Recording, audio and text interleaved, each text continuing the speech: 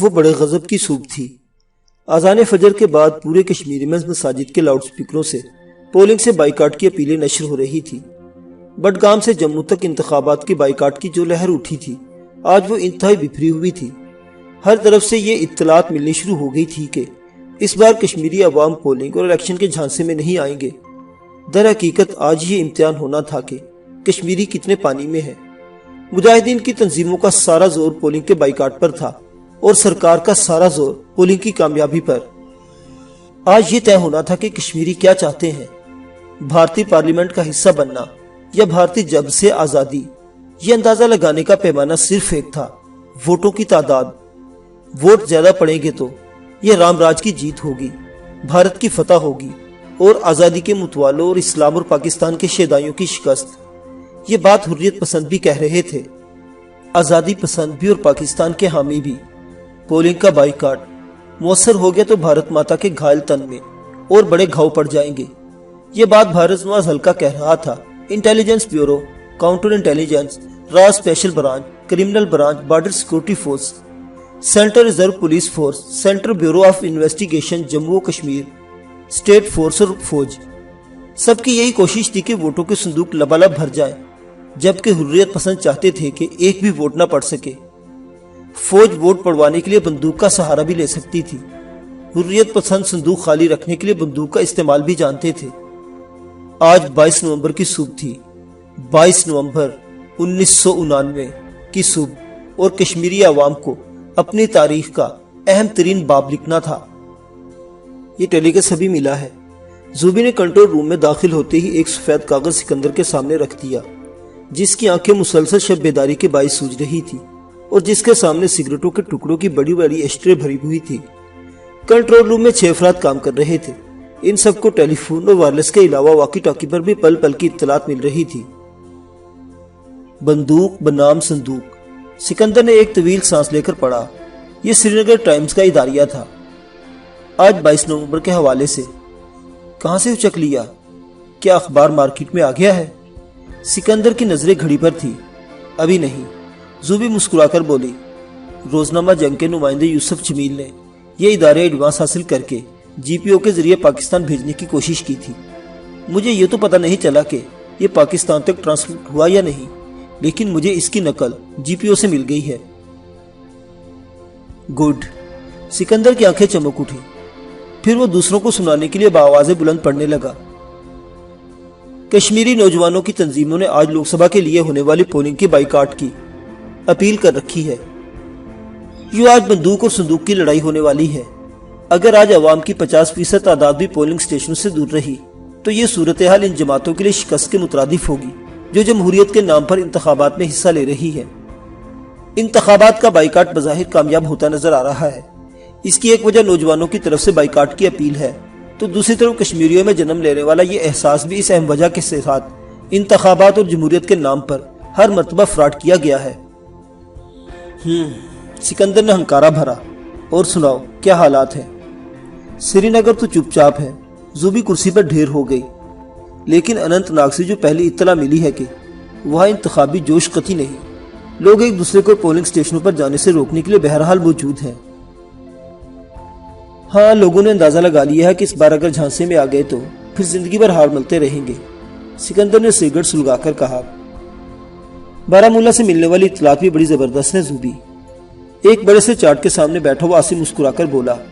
وہاں تو لوگوں نے ہر اس شخص کو انعام دینے کا فیصلہ کیا ہے جو پولنگ سٹیشن میں داخل ہوگا۔ انعام؟ زوبی نے حیرت سے اس کی طرف دیکھا۔ ہاں، 1 تولہ سیسا۔ اوہ، زوبی ہنس پڑی۔ اننت ناگ میں تو لوک سبھا کے یہ بہت طاقتور امیدوار ہے، کیا نام ہے اس کا؟ سکندر نے اشرف کی طرف دیکھ کر کہا۔ پی ایل ہانڈو بڑا زور لگائے ہوئے ہے، اور بارامولہ میں پروفیسر سیف الدین سوز نے کشتیاں جلا دی ہیں، زوبی نے کہا۔ تب بھی فرق نہیں پڑے گا، ایسے ویسے غیرت مند ہوگا تو چلو بھر پانی میں ضرور ڈوب مرے گا، آصف نے جواب دیا۔ ہماری اطلاع یہ ہے کہ وہ ہر قیمت پر جعلی ووٹ بھگتائیں گے زوبی، سکندر بولا۔ بارامولہ کے حلقہ انتخاب میں 6,97,864 ووٹ ہے برادر۔ پولنگ افسروں کے ہاتھ ٹوٹ جائے گے مہرے لگاتے لگاتے، اشرف نے کہا۔ پھر اننت ناگ کی مثال لے لیں، وہاں کا حلقہ انتخاب 7,30,947 ووٹوں پر مشتمل ہے۔ کتنے جعلی ووٹ ڈالیں گے وہ اور کب تک؟ جو ہی جعلی ٹھپے لگانے کی خبر نکلے گی لوگ پولنگ اسٹیشنوں پر ٹوٹ پڑیں گے۔ تم سچ کہتے ہو، سکندر نے سر جھٹک کر کہا۔ لوگ اب ہم سے زیادہ باشعور ہو چکے ہیں، اس میں کوئی شک نہیں۔ جموں کے علاقے ڈوڈا میں پہلا دھماکہ ہوتے ہی پولنگ اسٹیشنوں کے باہر موجود انتہا پسند ہندو تنظیموں کے مسلح رضاکار سر پر پیر رکھ کر فرار ہو گئے، اور انہی کے ساتھ وہ تمام لوگ بھی بھاگ نکلے جن کو بس میں چڑھا کر پولنگ اسٹیشن تک لایا گیا تھا۔ یہاں دھماکے سے قبل لاؤڈ سپیکروں پر انتہا پسند ہندو کی تنظیم نے بڑے فخر سے اعلان کیا تھا کہ سری نگر کے حلقہ انتخاب سے حزب المجاہدین، JKLF اور پیپلز لیگ کے مخالف امیدوار محمد شفیع بٹ منتخب ہو گئے ہیں۔ لیکن یہ اعلان دراصل خود فریبی کے سوا کچھ نہ تھا۔ سری نگر کے حلقے میں مجاہدین کا اتنا مؤثر کنٹرول تھا کہ وہاں کسی شخص نے کاغذات نامزدگی داخل ہی نہیں کرائے تھے۔ محمد شفیع بٹ کے کاغذات بھی چور دروازے سے داخل کرائے گئے اور اسے بلا مقابلہ منتخب قرار دے دیا گیا۔ دوسرے حلقوں میں جہاں امیدوار موجود تھے، صورتحال صبح ہی سے اتنی خراب تھی کہ امیدوار ہی پولنگ اسٹیشن تک جانے کے لیے گھروں سے نہیں نکل سکے۔ سری نگر، بارامولہ، اننت ناگ، اسلام آباد اور تمام شہروں میں JKLF، Peoples league, Jamaat Islami اور دیگر حریت پسند تنظیموں کے پرچم لہرا رہے تھے۔ صبح 11 بجے جب ہندوستان ٹائمز کا نمائندہ ان علاقوں میں رپورٹنگ کے لیے گیا تو اسے پولنگ اسٹیشن خالی دیکھ کر بے حد حیرت ہوئی۔ اس نے جو خبر بھیجی وہ اس طرح شروع ہوتی تھی: میں اننت ناگ اور بارامولہ کے کئی پولنگ اسٹیشنوں کا دورہ کر چکا ہوں۔ ابھی تک مجھے ان علاقوں میں کسی بھی پولنگ اسٹیشن پر کوئی ووٹر نظر نہیں آیا۔ ان علاقوں میں کسی بوتھ پر امیدوار پروفیسر سیف الدین سوز یا نیشنل کانفرنس کے پولنگ ایجنٹوں کا وجود بھی نہیں۔ سری نگر میں جہاں نیشنل کانفرنس کا نمائندہ پہلے ہی بلا مقابلہ منتخب ہو چکا ہے، مکمل ہڑتال ہے۔ سرکاری دفاتر میں حاضری برائے نام ہے۔ انڈین ایکسپریس کے رپورٹر نے یہ خبر بھیجی: پولنگ بوتھ پر ووٹروں کی قطاریں ہیں، نہ ہجوم، پولنگ ایجنٹ تک غائب ہیں، ہر طرف ہڑتال ہے یا تشدد۔ پولنگ والے دن عام طور پر جو گہما گہمی نظر آتی ہے اس کا ذکر ہی کیا۔ آج تو یہاں کاروبار زندگی تک ٹھپ پڑا ہے، دیہات تک میں ہڑتال ہے۔ وادی کے دوسرے بڑے شہر اننت ناگ، بارامولہ، سوپور اور شوپیاں میں بمشکل 1% ووٹ پڑے ہیں۔ سب سے اہم بات یہ ہے کہ بائیکاٹ کی اپیل نہ صرف مؤثر رہی ہے بلکہ اس کے آخری مرحلے میں سورج غروب ہوتے ہی اننت ناگ، بارامولہ، سری نگر سمیت بیشتر علاقوں میں بجلی کی ترسیل بھی بند کر دی گئی ہے۔ پیٹریاٹ کے نمائندے کا ڈسپیچ بھی اس سے مختلف نہ تھا۔ اس نے اپنے دفتر کو مطلع کیا کہ اب کشمیر میں انتہا پسندوں کا حکم چل رہا ہے۔ انہوں نے بائیکاٹ کی اپیل پر جس مؤثر انداز میں عمل کرایا ہے اس سے نیشنل کانفرنس کی ساری ساکھ ختم ہو گئی ہے۔ سچی بات یہ ہے کہ میدان سے نیشنل کانفرنس کا اس طرح فرار ہونا بڑی افسوسناک بات ہے۔ اللہ تیرا شکر ہے۔ گھوپ اندھیرا ہوتے ہی ہال میں موجود درجنوں خواتین سجدے میں گر گئی۔ یہاں چند لمحے قابل ٹیوب لائٹس جگمگا رہی تھی اور خواتین کو انہی کے گل ہونے کا انتظار تھا۔ وہ جانتی تھی کہ جب یہ روشنیاں بجھیں گی تو یہ بائیکاٹ کی کامیابی کا اعلان ہوگا۔ یہی وجہ تھی کہ شہلا بڑی بے چینی سے سامنے والی ٹیوب لائٹ کو گھورے جا رہی تھی۔ پھر جو ہی اندھیرا ہوا اس نے بیٹری اور ٹارچ روشن کر لی۔ اس وقت اس کا چہرہ کھلا ہوا تھا۔ اس نے فوراً ہی ٹیلی فون کا ریسیور اٹھا کر نمبر ملانے شروع کر دیے۔ وہ اس عظیم الشان کامیابی پر سب سے پہلے زوبی کو مبارکباد دینا چاہتی تھی، اور اسے پتا تھا کہ زوبی اس وقت کہاں ہوگی۔ وہ یہ بھی جانتی تھی کہ ٹیپو اس وقت کہاں ہوگا اور کیا کر رہا ہوگا۔ ٹیپو نے فوجی دستے کی طرف سے فائرنگ شروع ہوتے ہی تمام مجاہدین کو آڑ لینے کی ہدایت کی اور خود کسی سانپ کی طرح رینگتا ہوا ٹرک کی سمت میں بڑھنے لگا۔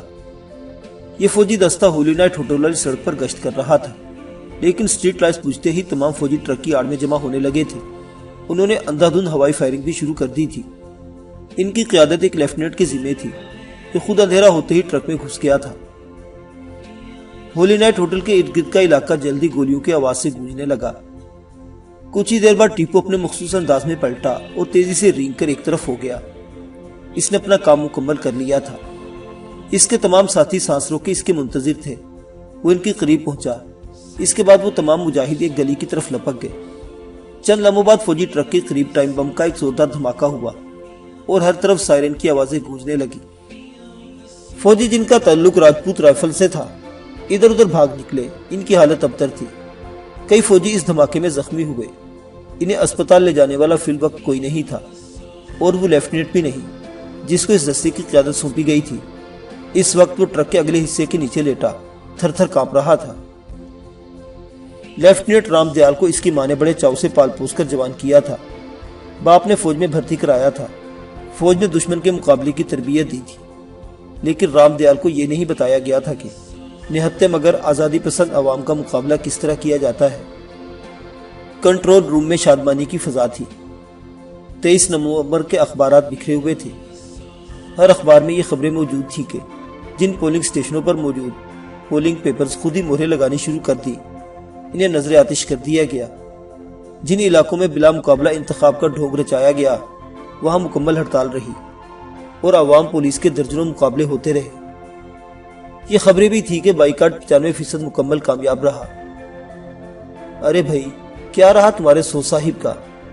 اشرف نے عاصم کی طرف سے اچھال کر پوچھا۔ وہ تو جیت گئے، عاصم کہا مار کر بولا۔ کتنے ووٹ لیے؟ یہ مت پوچھو، بس یہ سمجھ لو کہ انہوں نے ڈالے جانے والے ووٹوں میں سے 78 سے 93% ووٹ حاصل کیے ہیں۔ اعداد و شمار کی جادوگری نہیں چلے گی برادر، سکندر نے سر اٹھا کر کہا۔ سیف الدین سوز اور پی ایل ہانڈو کے ووٹ بتاؤ۔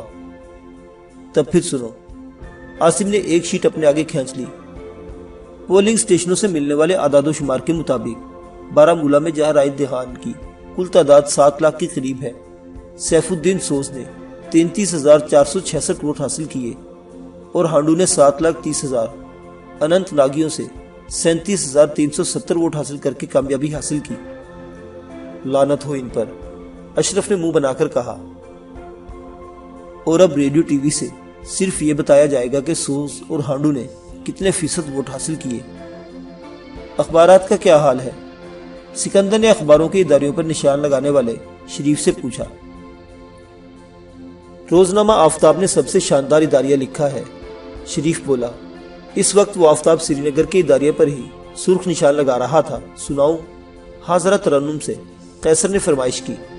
بکواس مت کر یار، اشرف جھلا کر بولا۔ سناؤ برادر، سناتے رہو۔